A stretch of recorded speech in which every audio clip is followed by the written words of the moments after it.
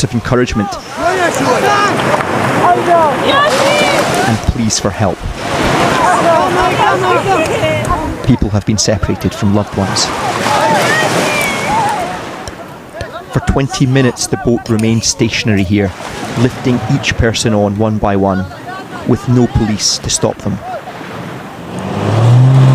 Then, right after the last migrant was hauled on board, French police did arrive, but they were not here to stop the boat. They've already left. The police here did not want our camera on them. So, okay. No. Then a thick white cloud appeared suddenly from the sand dunes. Smoke bombs. A new wave of migrants had appeared, using this as cover. This time though, police were in pursuit. This is a race, and here the shore is the finish line. If the migrants can make it as far as the sea, they know the police won't go in after them. And so just making it ankle deep into the water appears to provide the migrants with a kind of immunity. You tried to cross 14 times? Going back, go back. 14 times you tried to cross? Yeah. In 2 months, wow. And today you think you're going to make it? I hope. There's no boat for this group, but that's fixed by one phone call. The dinghy we saw on its way to the UK turns back to France to cram even more on. Did you hear that someone died here yesterday on the water? No. You didn't know about that? Are you scared? No, I'm not.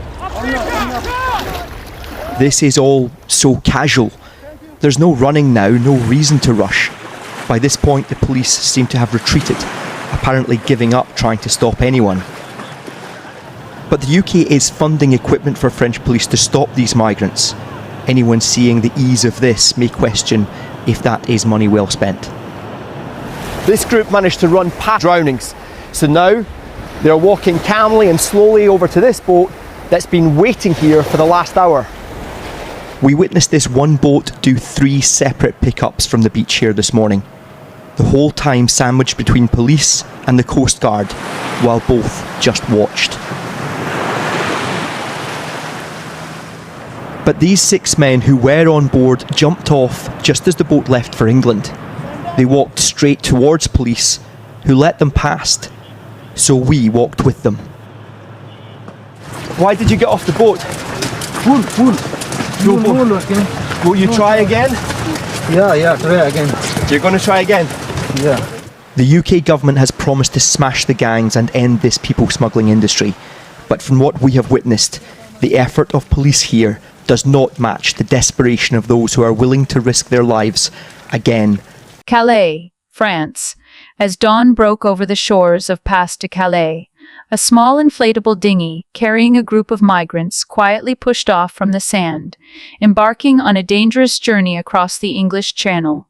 The scene, witnessed early yesterday morning, once again raises serious questions about the effectiveness of border control efforts between France and the UK. Despite receiving millions in British funding, French police stood by and watched, taking no visible steps to intervene. Since 2018, the UK has pledged over $500 million to support French authorities in tightening security along their northern coast. This funding includes surveillance technology, drones, and increased patrols. Yet scenes like the one captured yesterday suggest a troubling disconnect between funding and enforcement. An anonymous source from the UK Home Office remarked, "We've paid to stop this from happening, and it's still happening every single day." The source also expressed growing frustration over the perceived lack of French initiative. Many of those making the crossing hail from conflict-ridden or impoverished regions in the Middle East, Africa, and South Asia. For them, the UK represents the final hope for stability and safety. But the journey is illegal and often deadly. The migrant crisis continues to ignite fierce debate in British politics. Conservative MPs have demanded tougher measures against France, with some calling for funding to be withheld if concrete results are not delivered. Meanwhile, the opposition argues that the government's current immigration policies are both ineffective and inhumane. As politicians argue in Westminster, the boats keep leaving the shore, Images of families with small children boarding flimsy vessels serve as a stark reminder that this is not just a policy issue, it's a humanitarian crisis.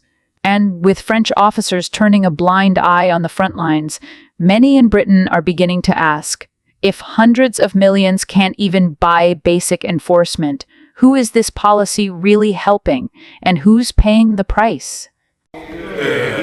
Thank you, Mr. Speaker. We at Reform, a party that is alive and kicking, very much enjoyed your speech on Monday. You seem to be learning a very great deal from us. But can I encourage you, please, to go further as a matter of national security? As a matter of national security. Over the weekend, an illegal immigrant from Iran, who we believe came by boat, was arrested in the north of England on serious charges of terrorism. Since the speech on Monday, 1,000 young, undocumented young males have crossed the English Channel. Does the Prime Minister agree? Now is the time to declare the situation in the English Channel as a national security emergency. It wasn't my speech, it was the Prime Minister's. Mr. Speaker, the situation is serious. The last government lost control of the borders. We are taking powers. The Borders Bill, precisely to his point, the Borders Bill is the first bill to give terrorism-like powers to law enforcement, precisely so that we can get in before the crimes are committed, before people get to this country. That's why this is the most far-reaching provision ever for law enforcement to defend and secure our borders. And that's why it is extraordinary that he, of all people, voted against it. And sooner or later he's going to have exposure. Amanda Martin. Thank you, Mr. Speaker. Nigel Farage wasted no time declaring ideological victory this week after Sir Keir Starmer delivered a surprisingly hardline immigration speech that appeared to mirror some of Reform UK's most controversial talking points. "We very much enjoyed it," Farage said, before accusing the Labour leader of learning from us. And in a provocative move, he urged Starmer to go even further by declaring a national security emergency over the ongoing migrant crossing in the English Channel. It's a moment that would have seemed unthinkable just months ago. Britain's former Brexit champion publicly applauding the leader of the Labour Party for toughening up on immigration. But Farage, ever the opportunist, sees a strategic opening, and he's seizing it. The Labour leader has seen the polling, Farage quipped. The public want the boat stopped. It's Reform's message, and now Starmer's trying it on for size. Starmer's speech marked a clear rhetorical shift. Long accused by the right of being weak on borders, the Labour leader is now pivoting toward a more muscular tone, saying Britain must control who enters and backing the sweeping borders and national security bill, which grants law enforcement what critics have described as terrorism-style powers to detain and investigate migrants suspected of evading border check. Farage and his Reform allies were quick to pounce, not with criticism, but with condescension. The message? A welcome to the party, Keir. But you're late. What, you're late? According to Farage, Starmer's speech is proof that mainstream parties are now chasing Reform's agenda. But he added that it's still not enough. What's needed now is decisive action, he said. Declare a security emergency in the Channel. Mobilize the Navy. End the crisis. The question now is whether Starmer can walk this tightrope.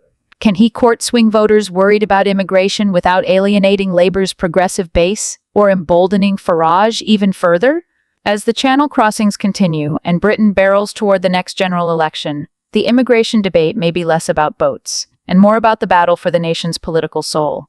And in that battle, Farage has made one thing very clear. He's not just shaping the conversation. He believes he's already won it.